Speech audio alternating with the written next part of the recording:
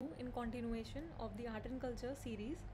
So this will cover the most important topics for prelims 2021 and अगर आपने पहला video नहीं देखा हो तो लिंक मैं डिस्क्रिप्शन में डाल दूँगी या फिर आप मेरी प्लेलिस्ट जो है यूट्यूब चैनल पे उस पर जाके आप देख सकते हो. Okay, so let's begin. So first topic for today is world Urdu conference. So it has been organized by the National Council for the Promotion of Urdu and Language. इसमें आपको बस ये याद रखना है कि किस तरह का बॉडी है, दैट इज़ ऑटोनोमस बॉडी है ये, ठीक है. Because these type of questions have been asked in UPSC कि स्टैट्यूटरी है, ऑटोनोमस है या किस तरह की है. So it is under the department of secondary and higher education. So इसका जो वर्क है वो है कि to promote, develop and propagate the Urdu language. So आपका काम ये है कमेंट सेक्शन में बताने का उर्दू लैंग्वेज जो है वो कौन सी स्टेट की लैंग्वेज है बेसिकली. सो उर्दू जो है वो 8th शेड्यूल में भी आती है हमारे इंडियन कॉन्स्टिट्यूशन में, दैट इज़ 22 लैंग्वेजेस को जो कवर करता है. Okay, so next topic comes, that is Singapore का vibrant street hawker culture. See, you can see the pic here. इसमें लाइक पूरा डिशेस वगैरह मिलती है एंड हॉकर कल्चर क्या है वो मैं बताती हूँ. So it has been designated as an intangible cultural heritage by the UNESCO. So intangible मतलब जो भी प्रैक्टिसेस होंगी, रिप्रेजेंटेशंस होंगी, एक्सप्रेशंस होगा, नॉलेज होगा, स्किल्स होगा. मतलब आप देख रहे हो कि किसी भी फॉर्म में अगर कुछ चीज़ रिप्रेजेंट की जा रही है या फिर कोई भी इंस्ट्रूमेंट हो, ऑब्जेक्ट हो, आर्टिफैक्ट हो, कल्चरल स्पेस हो, तो वो जो कम्युनिटी है या ग्रुप है या किसी केसेस में इंडिविजुअल्स भी they recognized as the cultural heritage by the UNESCO.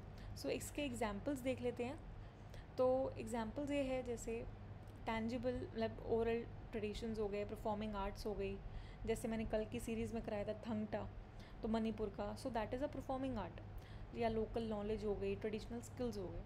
अब ये था इनटैंजिबल, ठीक है. आपको किस चीज़ पे ध्यान देना है प्रीलिम्स के लिए कि जो स्ट्रीट हॉकर कल्चर है सिंगापुर का तो वो इनटैंजिबल में इंक्लूड हुआ है.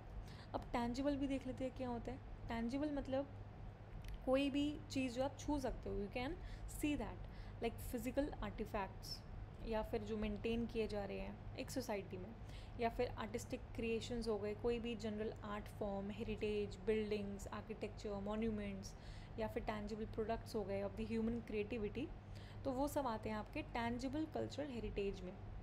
फिर like Singapore government under its national environment agency has implemented the various steps to keep the hawker culture alive. तो ये है कुछ हॉकर कल्चर के बारे में. Okay, so next comes the Ambubachi Mela, that is the festival of Assam. अब ये है गॉडेस कामाख्या.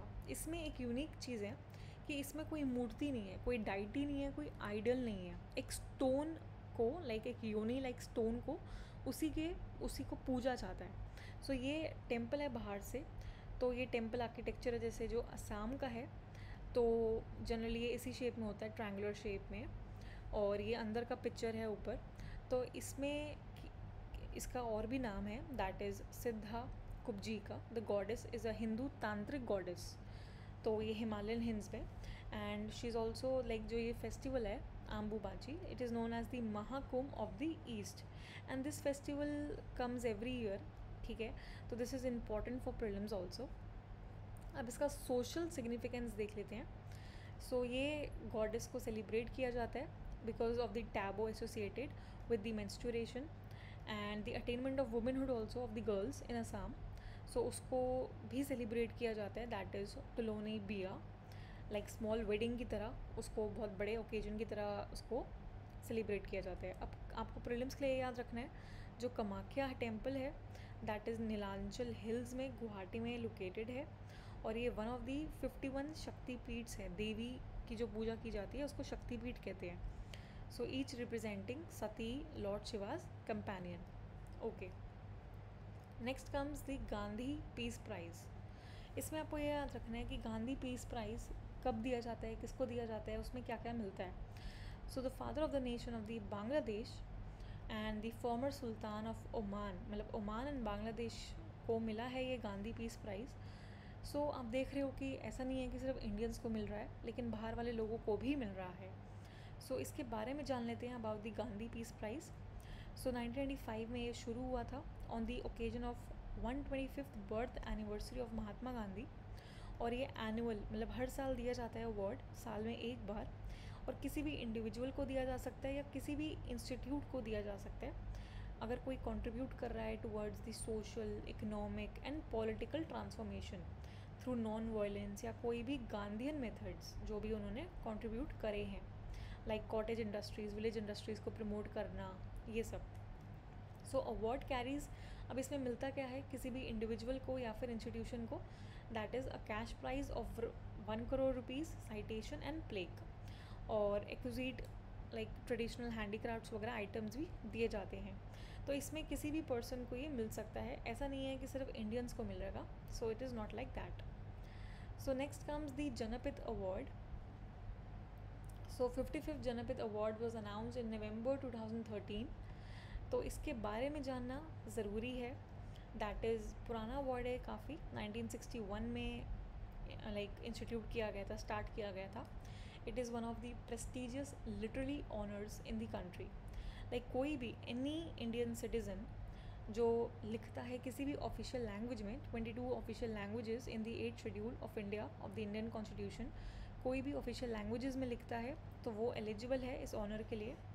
एंड इंग्लिश भी ऐड हुई थी, since we know that English जो है अंग्रेज़ी भाषा जो 8th शेड्यूल में नहीं आती, लेकिन इंग्लिश लैंग्वेज जो इसमें ऐड की गई है, अगर वो कोई अगर इंग्लिश लैंग्वेज में भी लिखता है कोई लिटरेचर, तो उसको भी मिल सकता है जनपित अवार्ड। ओके, तो नेक्स्ट कम्स दी रीज़ा या फिर Risa. Pronunciation can be a little bit different. So Risa या फिर Risa is a customary hand woven cloth, मतलब ये खुद एम्ब्रॉयडरी की गई है by the workers, machine embroidery ये नहीं है। तो रिसा जो है ये क्लॉथ है दैट इज़ त्रिपुरा का। इंडिजिनियस वहाँ की ट्राइबल कम्युनिटीज़ हैं वो पहनती हैं, और डिफरेंट एक कस्टम का पार्ट इसको बनाया गया है, other to being the Rignai and Rikutu. तो इसमें आपको बस रीज़ा जो है वो याद रखना है कि वो क्या है और कहाँ का है। Okay, so next comes the Tholpavakoothu, that is a shadow puppetry dance. Shadow puppet जो है दैट इज़ पलक्कड़ जो है केरला में, उसको ये शैडो पपेट्री बिलोंग करता है, और ये डिफरेंट डिफरेंट टेम्पल्स में परफॉर्म किया जाता है। इसमें माइथोलॉजिकल या फिर रामायण की स्टोरीज़ जो है वो दिखाई जाती है। Different kind of instruments use किए जाते हैं, लाइक एजुबारा, chenda and maddalam. And different जो आर्टिस्ट है they have to undergo several years of rigorous training एक मास्टर करने के लिए। इसकी मैंने इमेजेस भी दे रखी है। जैसे शैडो पपेट है तो ये सारा ही शैडो में डिपिक्ट किया गया है, ये आप देख पा रहे हो, that is a part of Kerala. Okay, so today's last topic is Xorai. Xorai जो है इसकी मैंने पिक दे रखी है, ये आप देख रहे हो। तो ये एक बेल मेटल की तरह यूज़ होता है जो कि सर्व किया जाता है, इसमें चीज़ें सर्व की जाती है गेस्ट को, जैसे बीटल नट हो गया। So essentially it is a tray with a stand at the bottom, like ये स्टैंड है और ये ट्रे है बेसिकली, लाइक विद और विदाउट कवर, ज़रूरी नहीं है कि कवर हो। सो ये असम में आप देखने को मिलेगा आपको हर घर में, अगर आप गए हो असम में, या फिर if you belong to Assam also. So इसमें बेसिकली बीटल नट दिया जाता है गेस्ट को, and also it is presented along with the japi and gamosa while facilitating someone. So ये असम में है and it is in the states bell metal hub, that is Bajali district. So Bajali district में basically ये bell metal Xorai use किया जा सकता है असम में। Okay, so that's it for today. बाकी सीरीज़ कल आएंगी, और अगर आपको ये सीरीज़ यूज़फुल लगे so give a thumbs up and subscribe my channel, और बाकी सारे लिंक्स जो हैं वो डिस्क्रिप्शन बॉक्स में हैं। Thank you, all the best.